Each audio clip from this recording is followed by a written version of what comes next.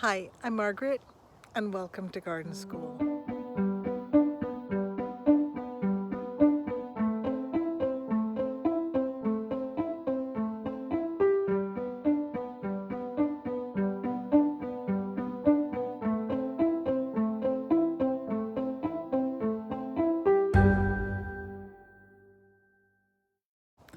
Well, middle of September, and we're seeing lots of flowers still in the garden, especially sunflowers. So we're going to talk a little about sunflowers today, what kind of flower they are, and then maybe take a look at some of the different varieties of sunflowers, okay?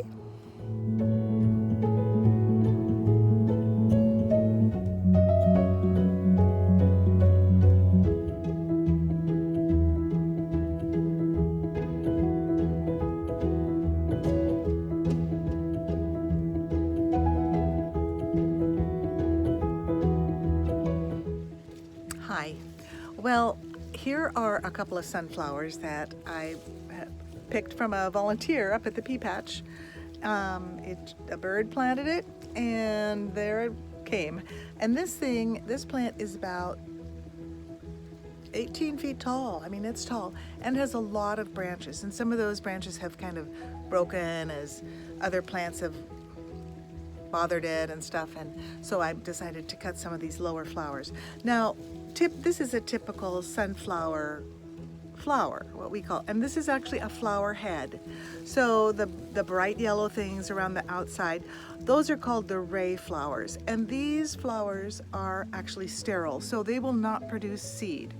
But inside, this inside part here, the dark part on this one, those are the disc flowers, and they're actually many little tiny florets. And these little florets, if we could look at them closely, they have 5 little petals, and then they're fused. And that is the flower that, when pollinated, will develop into a seed. Now, I did happen to get one flower head in which the ray flowers had dropped off, and so it's just the disc flowers that are remaining. Now I'm going to brush these off so that we can take a look at the seeds underneath. So I'm going to do that, and then I want to show you something really cool. Okay, here's my flower head in which all the flowers have been brushed off. All the little florets from the disc flowers as well as the ray flowers, those have dropped off. And you can see these dark seeds that are starting to develop.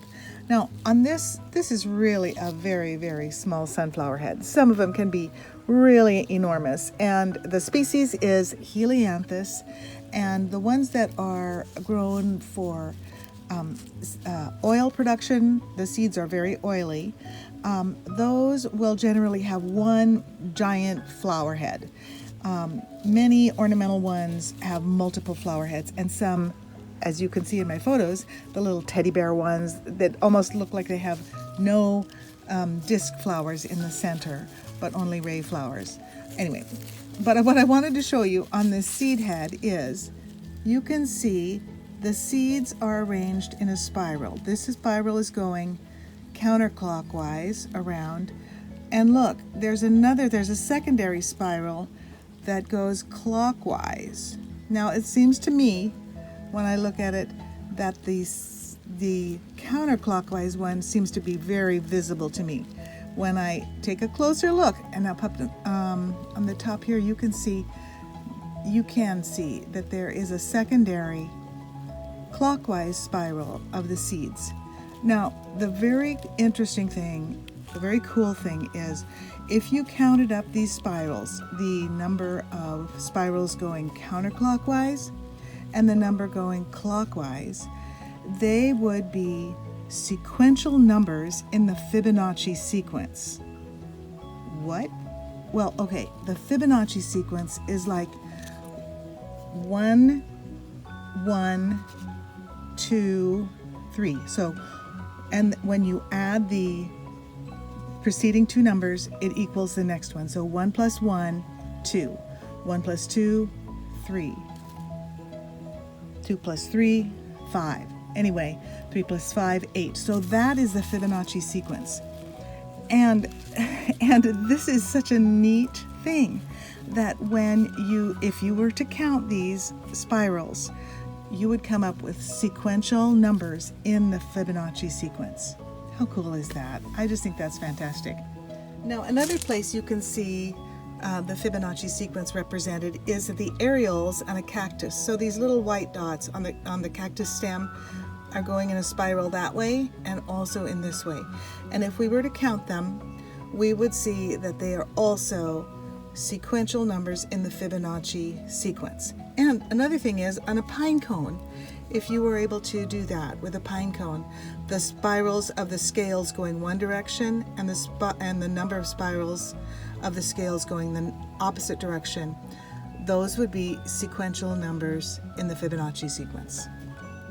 Okay, so we already had one vocabulary word, Fibonacci. We have another one, and that is parastichies.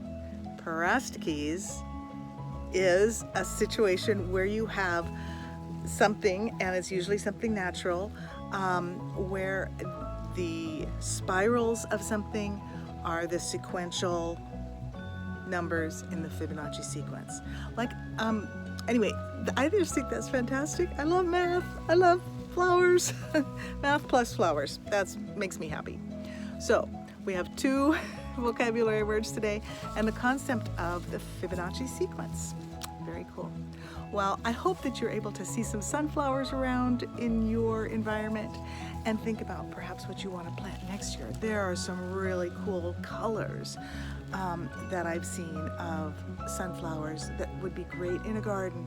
Some that are like copper colored and rust colored and just those beautiful fall colors that you want to use, especially at the fall time of year. Well, I hope you learned a little bit about sunflowers and about math. It's not that scary. So, there's always more to learn in the garden. Bye-bye.